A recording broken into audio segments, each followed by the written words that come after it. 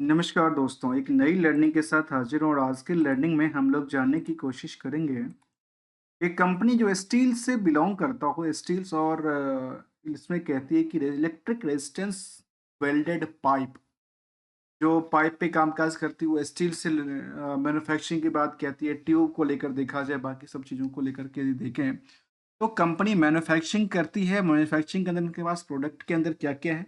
EROW block pipe की बात करती है, हॉट डिपल्स पाइप की बात कहती है। इसके अलावा कहती है जो सेक्शंस ट्यूब हैं इनके पास, प्राइमर पेंटर की बात कहती है, क्रेस्ट पोर्ट कैरियर की बात कहती है। इन सब चीज़ों को लेकर के यदि मार्केट की जो कंपनी में कामकाज हैं, क्या उसी के अकॉर्डिंगली क्या इनका प्रोडक्टिविटीज़ भी है? प्रोडक्टिविटीज़ के साथ-साथ देखा जाए तो क्या मार्केट में जो स्टॉक मार्केट की डिमांड कहती है वो क्या इसी आंकड़ा से चलती है या कुछ और दिशा दिखाती है?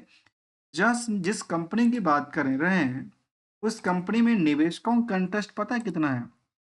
31,000 से ज़्यादा निवेशक हैं, जो कि पहले के कंपैरिज़न धीरे-धीरे सिकुड़ती जा रही है।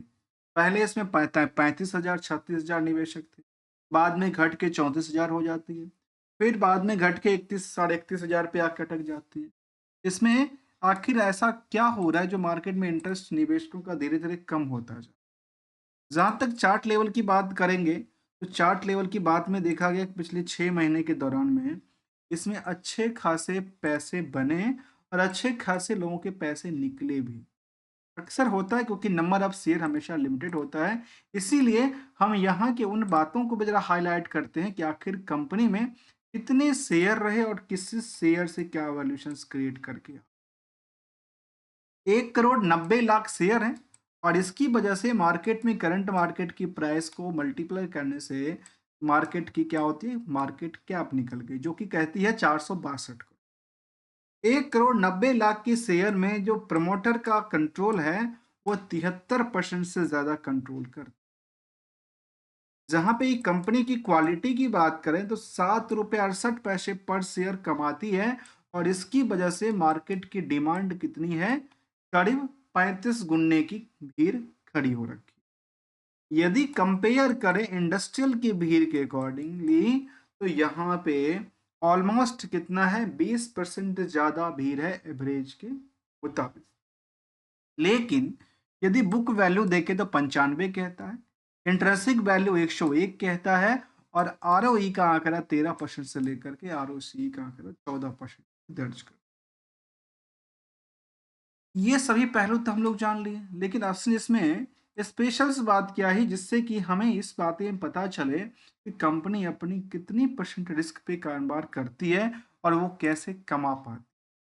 जहाँ तक डेट टू इक्विटी का सवाल है तो वो कहती है 0.75, जो काफी ज्यादा दबाव की बात कहती है। करंट रेशियो की नंबर 1.49। क्या लगता है कि इसको लेकर के इसको हिट तो नहीं कर दिया गया, अर्थात क्या इंक्रीज कर दिया गया हो, या इसकी वजह से इसको दबा तो नहीं दिया गया था। इसीलिए हम एक कंक्लूसिव डेटा पे चलेंगे, जो आखिर कंपनी की कंक्लूसिव डेटा रिस्क एनालाइज क्या कहती है, इस रिस्क से बिजनेस का आउटपुट क्या निकला, आउटपुट के अलावा जो मार्केट में डिमांड रही, डिमांड की बेसिस पे रिटर्न क्रिएट करती है वो कैसे निकलती है और कितनी परसेंट रिस्क के साथ कंपनी खुद की कारोबार संभालती नजर आती है। जहां तक स्टॉक मार्केट की चार्ट का सवाल है, वो लगातार गिरती जाती है, लगातार बॉटम टू बॉटम के आसपास अपनी जगह, नई नई जगह तलाश कर लेती है, नई सपोर्टिंग लेवल तलाश करती है। वाकई इसमें ऊपरी सतह से देखा है तो आज भी मार्केट काफी ज्यादा पैनिक है और पिछले कुछ दिनों से मार्केट एक नई प्राइस क्रॉस ओवर करने की कोशिश कर रही है। तो क्या लगता है कि आने वाले समय में यहाँ से बेटर रिटर्न क्रिएट कर सकते हैं?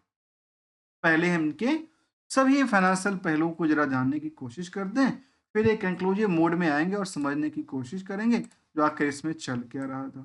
यहाँ तक देखा गया कि फाइनेंशियल पोजीशन में क्वार्टर ऑन क्वार्टर बेसिस पे, चाहे वो पिछले क्वार्टर की, उससे उन्होंने बेटर परफॉर्मेंस की, लेकिन जब आप Y O Y accordingly check check करते हैं तो ये दर्ज करते हैं कि यहाँ पे सेंटिमेंट इनका ठीक नहीं कहता, इसमें नेगेटिव इम्पैक्ट। चलिए, क्या सेल्स ही सब कुछ है या प्रॉफिट ही सब कुछ है? तो नहीं, और भी कुछ देखना जरूरी है, जहाँ में खास करके डेट, खास करके कंपनी की उधार की सिचुएशन। उधार है तो कितने दिन के लिए है, कौन से क्लाइंट के लिए है, और यदि कंपनी ने कर्ज लिया है तो कर्ज क्या करने के लिए लिया है, वो क्या खर्चे पानी निकाल या अपनी प्रोडक्टिविटी को डेवलपमेंट करने के लिए लगा रही है। जहां तक रिजल्ट का पॉइंट आउट व्यू है, तो यहाँ 305 करोड़ के टर्नओवर कभी हुआ करता था 2023 मार्च की बात कर, लेकिन अभी उस लेवल पे नहीं दोबारा क्रिएट कर।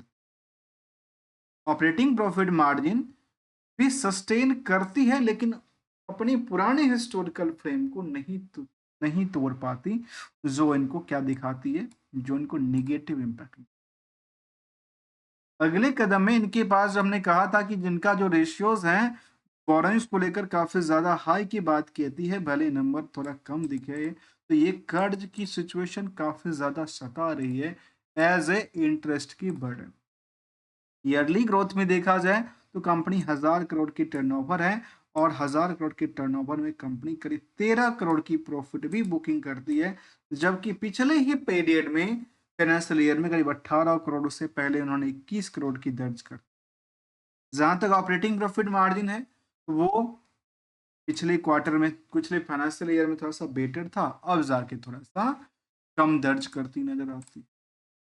और जब हम लोग ये जानने की कोशिश करते हैं कि आखिर कंपनी में रिस्क के साथ साथ जो परसेंटेज बढ़ा आयरन और स्टील प्रोडक्ट के लेकर के, वो क्या दर्ज करती है, तो हमने सामने देखा कि फाइनेंशियल ईयर के बेसिस पे नहीं, क्यू और क्यू बेसिस पे भले ही सेल्स को इंक्रीज कर लिया हो, लेकिन जो ऑपरेटिंग प्रॉफिट मार्जिन था, जो नेट प्रॉफिट मार्जिन था, इन दोनों में डिक्लाइन करती हुई नजर आ रही। तो ये क्या दिखाती है, एक डेटाबेस दिखाती है। जबकि जब हम ऑपरेटिंग प्रॉफिट मार्जिन को देखते हैं, तो एक चीज को देखना भूल जाते हैं कि अदर सोर्स ऑफ इनकम जो आया था, वो भी तो कुछ इनकम ही है। इसीलिए हमने क्या किया, इसको एक नेट इनकम मार्जिन सेट किया, और ये हमारी स्पेशल हमने फॉर्मूला क्रिएट किया कि समझने को लेकर कि आखिर नेट इनकम मार्जिन क्या रहा। तो कंपनी 1% कमाती है, कहाँ से, अपनी प्रॉफिट बुक करती है कहाँ से, टोटल इनकम, चाहे वो सेल्स हो या अदर सोर्स ऑफ इनकम। अब 1% कमाने के लिए क्या क्या करते हैं, 1% कमाने के लिए अपने सेल्स के अकॉर्डिंगली 5% ही उधार रखें। और जैसे उधार की बात रहती है, तो 17 दिन की टाइम फ्रेम की बात करते, इसको कहते हैं रिस्क फ्री। जब रिस्क फ्री है तो अगले कदम क्या कहती, अगले कदम में देखा गया कंपनी कर्ज बढ़ाई नहीं, कर्ज ने डिक्रीज किया है। कर्ज जब कम किया तो कहाँ से किया, ऐसा डेटा इन्होंने उन फंड से कम किया नजर आता है, क्योंकि इनके बाकी सिचुएशनों में देखा गया कि अदर एसेट्स पार्ट में थोड़ा सा कमी दर्ज करती है, लेकिन ऑन एवरेज जो बैलेंस शीट की वेट थी उसमें वृद्धि दर्ज करती हुई नजर आती है। इसको लेकर भी हमने एक कंक्लूजन मोड में लिया कि कंपनी 1% कम सेविंग करने के लिए अपने सेल्स के आधार पे 5% उधार रखती है, और जो 1% कमाती है उसके अकॉर्डिंग 347% की उधार कारोबार रखती है। तो इनका रिस्क फैक्टर कितना रहा प्रॉफिट के बेसिस पे, 300 से। ये क्या दिखाती है,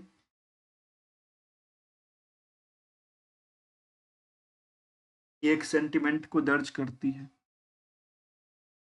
अगले ही पल में जब इनकी रिस्क एनालिसिस के अलावा यदि आप ईयरली प्रॉफिट को देखेंगे, तो लगता है कि हाँ, पहले तो काफी कामकाज कर रही थी कंपनी, अब उस तरह से कामकाज नहीं है।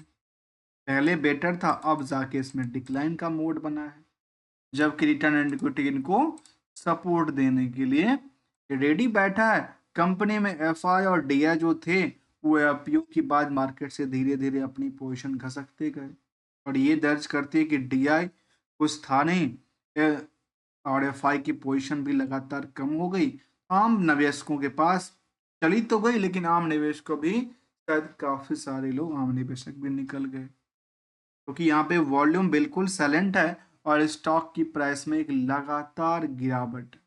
ये कह सकते हैं जो क्या ये सपोर्ट लेवल क्रिएट कर रही है, और यदि ये सपोर्ट लेवल के आसपास आके टिकने की कोशिश करती है तो क्या अब यहाँ से अपनी नई रेजिस्टेंस के लिए तैयार हो सकती है। दोस्तों आप ये मत सोचना जब मैं आपको कोई टारगेट की बात कर रहा हूँ या कोई एडवाइजरी की बात कर रहा हूँ, only as a learning point of view से लेके आते हैं, जहाँ पे पीयर्स में कहती हैं रत्ना मनी मेटल से लेकर के शारदा एनर्जी और एमएनडीसी जैसे कंपनी भी शामिल है, और उनके अकॉर्डिंगली यहाँ भी निवेशकों का इंटरेस्ट कंपेरिजन टू द बाकी कंपनियों से काफी बेटर रहा है। तो कंक्लूजिव मोड क्या कहता है, तो कुछ अच्छी बातें निकल के आती है, कुछ अच्छी इनको इनफेवरेबल भी करती है। इसको कंक्लूजिंग मोड में ये समझ में आती है जो कंपनी ओवरऑल अपने कारोबार में व्यस्त है और कामकाज करते हैं, फंडामेंटली ठीक ठाक है। आने वाले समय में जिस हिसाब से जब से प्रॉफिट इनका लिस्टिंग हुआ उसके बाद मार्केट इनकी लगातार कहाँ पे जाके अटक रही है। इनका फरवरी 24 में लिस्टिंग होता है, उसके बाद मार्केट सडनली गिरता जा रहा है और प्रॉफिट बुकिंग चलता जा रहा है। तो एक सिंपल सी बात है जो हम अक्सर कहते हैं गोल्डन रूल के हिसाब से, यदि ट्रेंड